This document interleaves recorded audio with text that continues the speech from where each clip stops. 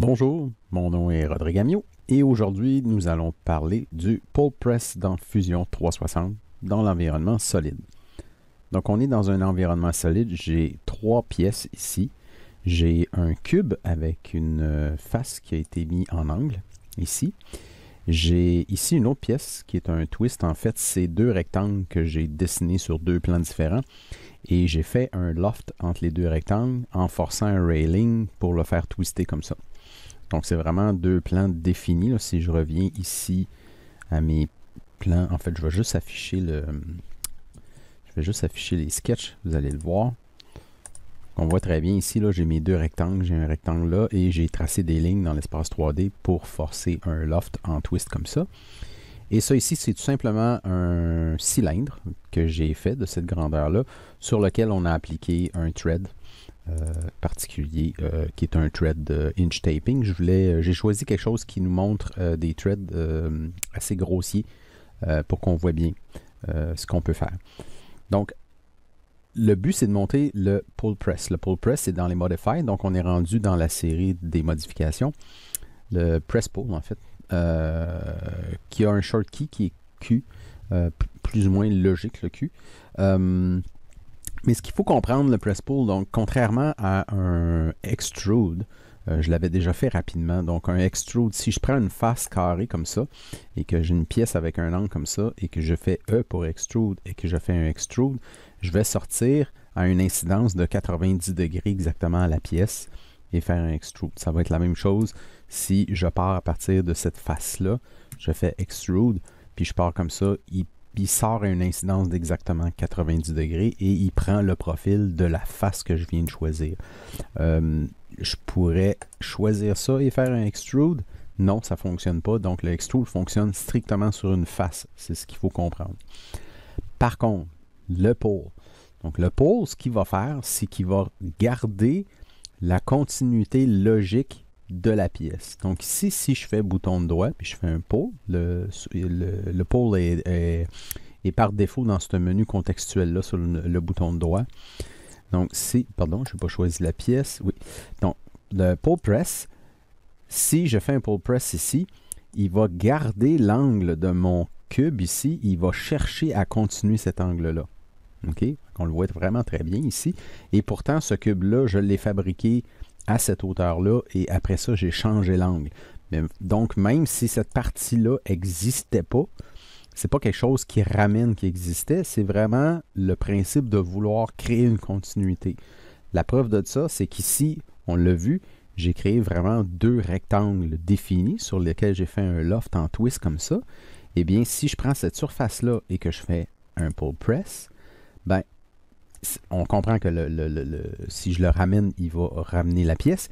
Mais si je continue à faire un pull, il va chercher à essayer de créer une continuité. Rendu à un certain moment donné, il va arrêter le twist parce que là, il cherche à grandir énormément. Donc, c'est une façon de continuer un angle, continuer une courbure, le pull press, ce qu'un extrude ne ferait pas. Et je peux faire un pull press sur une surface qui n'est pas plate. Donc, si je fais pull press ici, je peux commencer à faire un press. Là, il va chercher à faire une continuité. Ça va être un petit peu bizarre. Rendu à un certain moment donné, il va faire une erreur parce que là, il se trouve à embarquer sur lui-même parce qu'on a une shape qui est... Vous voyez ici, là, quand je continue à faire mon pull, à un moment donné, là, il n'est plus capable de figurer où est-ce qu'il s'en irait. Donc, ça a quand même une certaine limite. Par contre, ce qui est très intéressant, c'est que ici, j'ai fait un cylindre. Le cylindre a vraiment cette hauteur-là définie. Si je retourne à mon cylindre ici, là, je l'ai fait trop gros pour rien, le cylindre, là, mais le filame, je l'ai vraiment fait une quarantaine de millimètres de hauteur.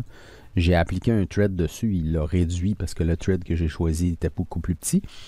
Et si je fais un pull sur la surface d'un thread et que je fais ça comme ça, il va essayer de le continuer. Là, on voit qu'il fait certaines erreurs. Il y a des espèces d'aberrations qui se passent parce que c'est quand même une continuité très particulière. Mais il finit par le corriger. Là, j'ai quelque chose de vraiment bizarre. Mais ce que j'ai remarqué, c'est que si, mettons, je prends cette pièce-là, pardon, c'est celle-là. Si je fais un move ici, vous voyez, hein? les aberrations, il les a corrigées. Fait que je me suis trouvé à allonger un thread sans être obligé de nécessairement... c'est sûr que la façon la plus simple, ça aurait été d'agrandir ce cylindre-là, là, on s'entend. Si j'enlève mon pôle, là j'ai fait un déplacement, ça c'est le pôle ici. Si j'enlève le pôle, c'est bien évident que si je vais sur mon cylindre ici puis que je l'allonge ici, ben la logique fait que le cylindre va appliquer le thread sur la face. La face, c'est tout le cylindre. Ça va... Ah, il l'a pas fait. Pardon, mais j'ai pas fait Enter. Ici, je l'allonge, je fais Enter. Ben, c'est sûr que c'est la face. Mais c'est juste pour vous démontrer la puissance du pull press. Donc, des fois, ça peut être très intéressant. Entre autres, vous êtes en train de designer une pale d'un hélice. Ben, le pull press va continuer à créer la courbure de votre hélice parce que vous vous rendez compte, genre, que votre pale est pas assez longue. Donc, ça, c'est le genre de choses que le pull press peut faire. Ça a une certaine limite, mais c'est quand même assez puissant. Donc, je vais m'arrêter là. Ça ne sert à rien de commencer à faire un paquet d'exemples.